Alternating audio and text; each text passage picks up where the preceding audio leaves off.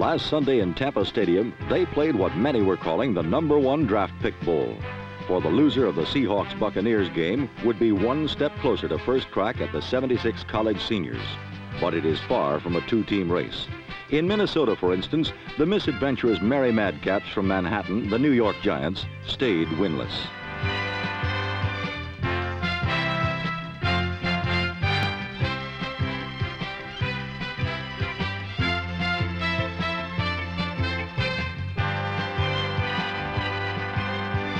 Steve Craig's block of Dave Jennings' punt was the 8th kick spike this year by the Vikings, and Nate Allen, number 25, who has 4 of those blocks, was rewarded for his previous valor when this one fell right into his hands.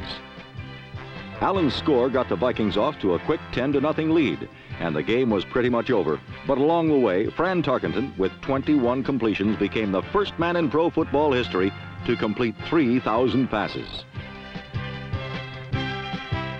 Minnesota's win kept the Vikings in first place in the NFC Central Division, the Giants in last place in the East, and 1 game ahead of the Atlanta Falcons in the draft pick race. The Giants' 24-7 loss made them 0-6. The Falcons, after Cleveland's Greg Pruitt, number 34, got done with them, are 1-5.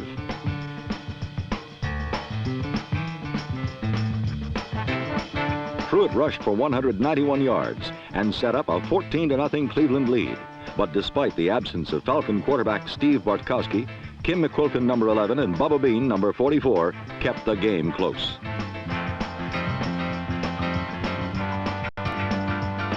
Bean's touchdown and an Atlanta field goal had the Falcons ahead 17-14 and in danger of their second win until they saw Pruitt do it again.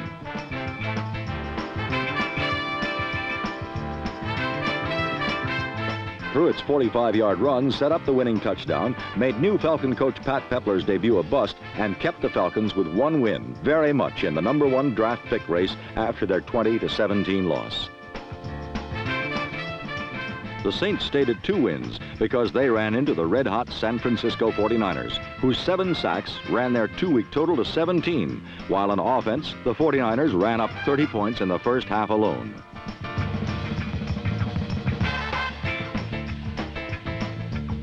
Jim Plunkett's 55-yarder to Gene Washington made Washington the 49ers' all-time receiving yardage leader. In San Francisco's 33-3 victory, Big Jim also threw 1 other touchdown pass, and number 42, Anthony Leonard, completed the scoring with a 60-yard punt return. Offense, defense, and special teams. San Francisco is doing everything right. Well, almost everything anyway. Anthony Leonard has not yet learned to balance a football on those little orange things in the end zone. Meanwhile, in the Expansion Bowl, the officials stole the show, calling 34 penalties, 37 is the NFL record, and stepping off over 300 yards.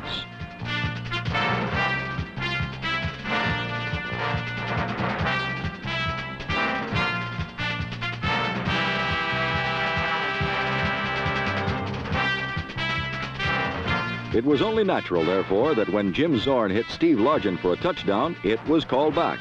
But on the very next play, a flagless one, Zorn found Sam McCullum over the middle as the Seattle Seahawks led the Tampa Bay Buccaneers 13-3 at halftime.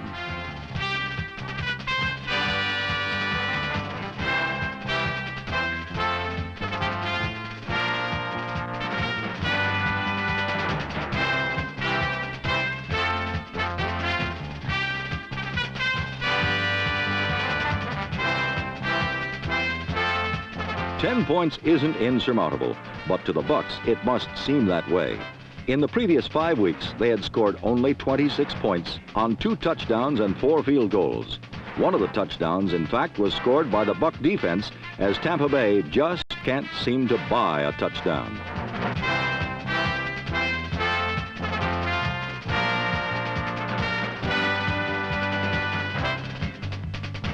Bad luck and good Seattle defense looked like they would keep the Bucs out of the end zone for yet another Sunday.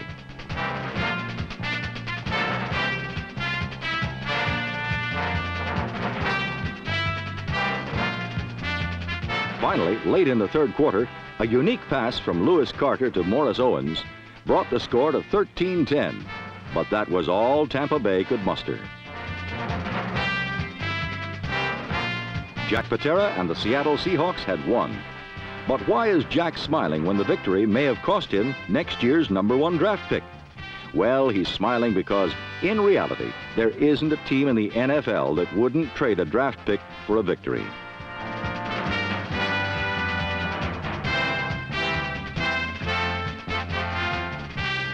The Seahawks now have their first victory ever, but it's just the 6th week of the season, and for the Tampa Bay Buccaneers, there's still plenty of time.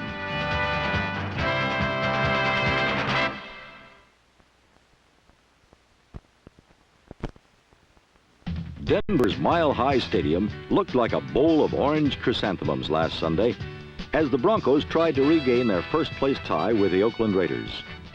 This Steve Ramsey touchdown pass to Haven Moses gave Denver a 10-0 lead, but the #1 offensive team in the conference came back just far enough as Ken Stabler hit on 16 of 20 passes, and the Oakland Raiders won their 14th straight game in Denver, 17-10.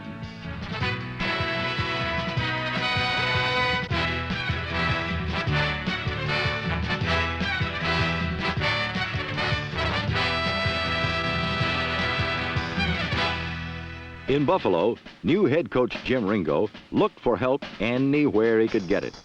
And the first place he found it was way downfield, as a long Joe Ferguson pass caught up with last year's NFL rushing champion O.J. Simpson in the Baltimore Colts end zone. Simpson's touchdown gave Buffalo the lead 13-10 in the second quarter, but the Bills were unable to score again, due in good part to the ferocious Baltimore sack pack. After 3 quarters, Burt Jones and company led by only 17-13. But in the fourth period, the Colts pulled away from the slumping Bills and padded their victory margin to a convincing 31-13.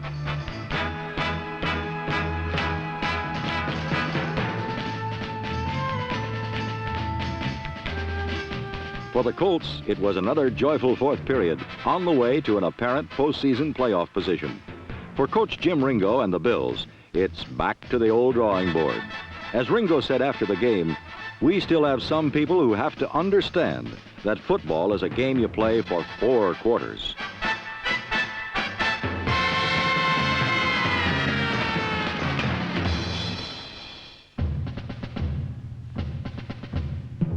In Miami, when it rains, it pours, as Don Shula's Dolphins found out last Sunday. Miami uncharacteristically turned the ball over 5 times, and just as uncharacteristically turned the lead over to the Kansas City Chiefs with just 2 minutes left in regulation time.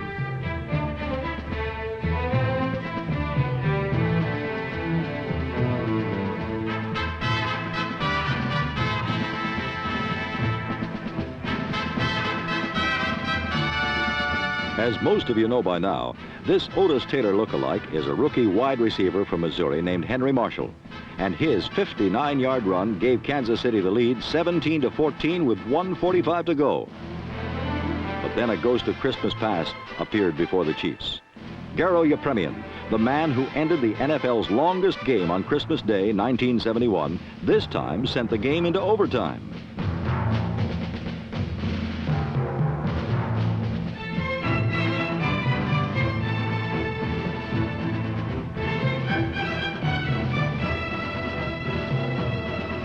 In overtime, the Dolphins rolled up 4 straight first downs and were about to repeat some history when suddenly linebacker Billy Andrews pulled the ball away from Norm Bulash. Rookie cornerback Tim Collier recovered in the end zone for Kansas City. And out of the confusion came the sudden realization that the season may be about over for the Dolphins.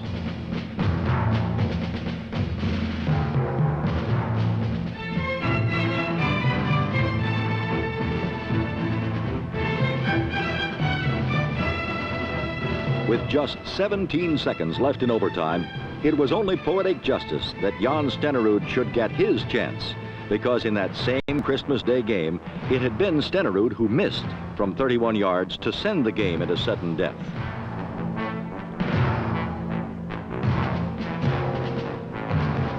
Stenerud's kick bounced through from 34 yards, and remarkably, the Chiefs had won 2 in a row, while the Dolphins had lost 3 in a row. As Stenerud said after the game, "I had a deep personal reason for wanting to make this field goal, but nothing can ever make up for that other one."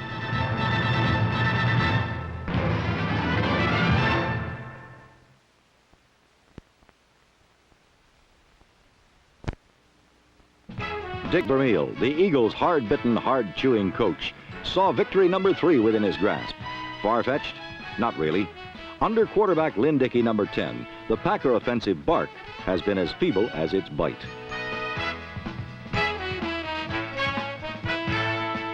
Stone Age conservatism and stone-cold hands marked a Green Bay attack that ranked dead last in the NFC after 5 games. But facing an Eagle rush that one coach said couldn't penetrate tissue paper, the Packers thrived. Number 85, Ken Payne, caught his first touchdown pass, an astounding fact considering he grabbed 58 passes a year ago. Dickey, a 41% passer, caught backs like Willard Harrell, number 40, in mismatches with Eagle linebackers all afternoon as the heretofore stodgy Packers turned stunning and won their 3rd straight game 28-13.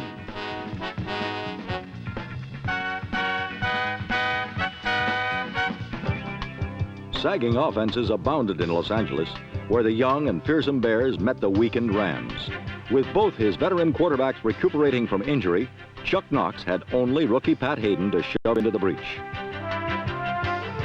For this Southern Cal grad, the Coliseum was home turf, and throwing touchdowns was an old and familiar habit. Lawrence McCutcheon's score helped build a 10-0 Ram lead, but the Bears are resilient this season and just as tough and mean as ever.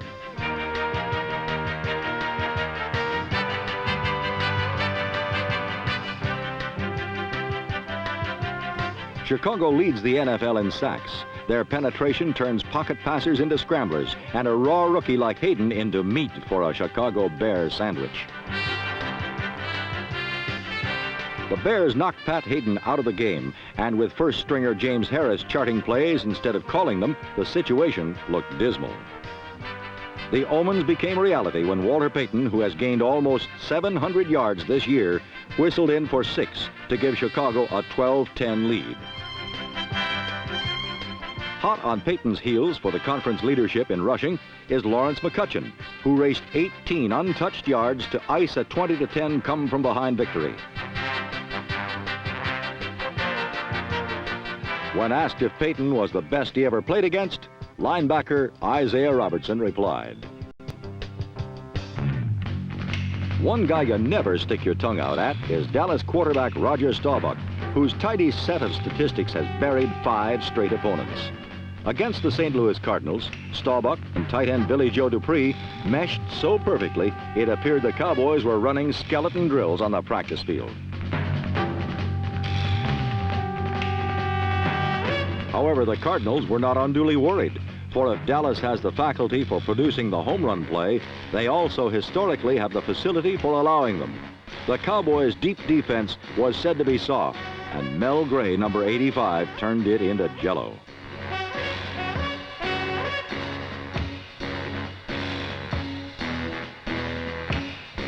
In wide receiver Gray and setback Terry Metcalf, number 21, St. Louis has a 1-2 punch unrivaled in pro football. It was Metcalf's ability to evaporate into the secondary and behind Cowboy linebackers that produced a 14-10 lead for the Cardinals. Ultimately, the difference in the game was the Cowboys' failure to cash in on this opportunity created by Charlie Waters, number 41.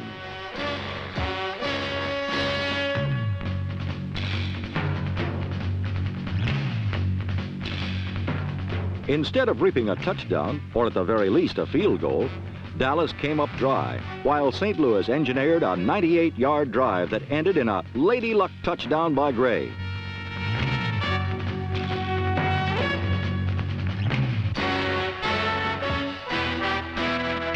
Gray rubbed a spike into Dallas' wounds and seemed to put some ginger in their offense.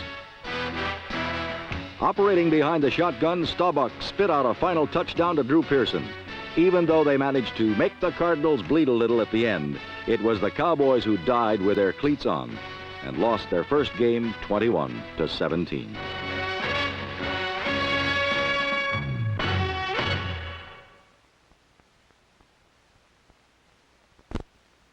San Diego Old Timers Day brought back ever-youthful Lance Allworth and memories of the point-a-minute AFL. Another Charger alumnus wore powder blue boots and a snazzy silk shirt, but former San Diego assistant Bum Phillips had not returned the party. Bum's Houston Oilers had come to town with every intention of chewing up this latest edition of San Diego's 8-year-old rebuilding plan. But these new Chargers have shaken up a few people this season, including Oiler Billy Johnson, whose nose got knocked in the dirt. In fact, on Alumni Sunday, San Diego conjured up quite a few images of glory past. Number 18, Charlie Joyner, contributed an excellent Allworth impression.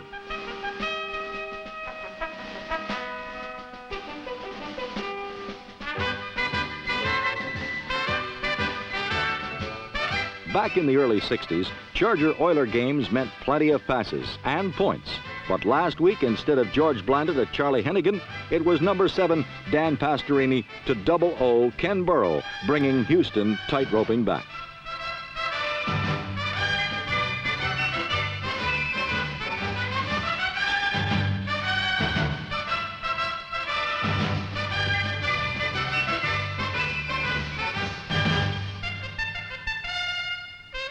Everyone was having such fun wallowing in nostalgia that it seemed a shame to stop. So in a toast to barn burners past, Billy Johnson did his bit with a little funky chicken updating.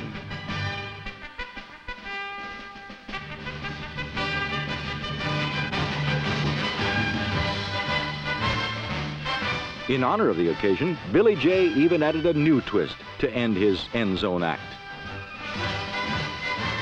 But all the whoop-de-doo finally got to the Oilers, and they began to sag.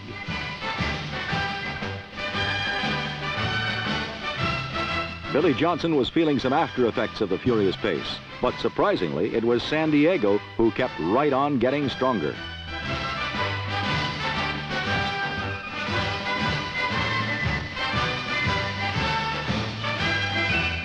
Was it young Bo Matthews or old Paul Lowe who bolted 41 yards to the score? On this Deja Vu Sunday, no one knew for sure, as past and present blended nicely in a good old-fashioned 30-27 Charger victory. In Washington, the Detroit Lions also scored on the long bomb, this one from Joe Reed to Ray Jarvis.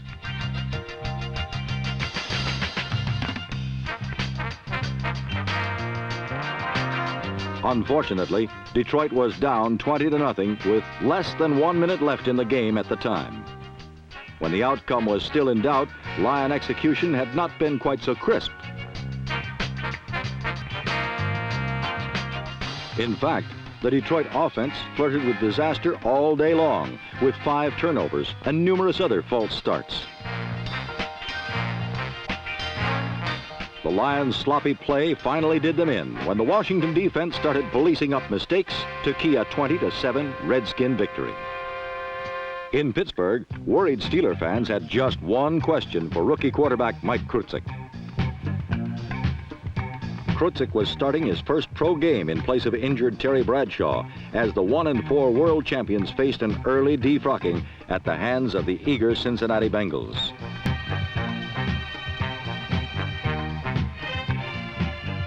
Rookies sometimes run into trouble, but it helps to have number 58 Jack Lambert and the Pittsburgh defense in your corner. As Pittsburgh safety Mike Wagner said after the game, Lambert told everybody if we didn't win, he'd kill us. Given that kind of ultimatum, the Pittsburgh defense promptly assumed their big game stance and recaptured their championship form.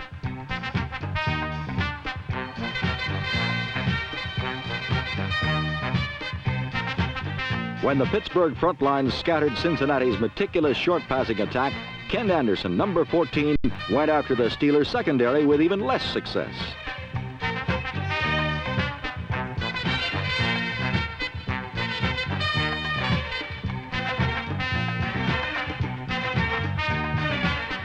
The Intimidators had returned, and Cincinnati's high-powered offense was held without a touchdown for the first time in 2 years.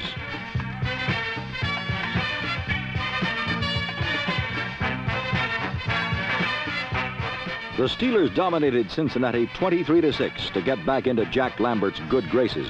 But his fire and brimstone revival may have to last all season if Pittsburgh hopes to overcome the sins of September.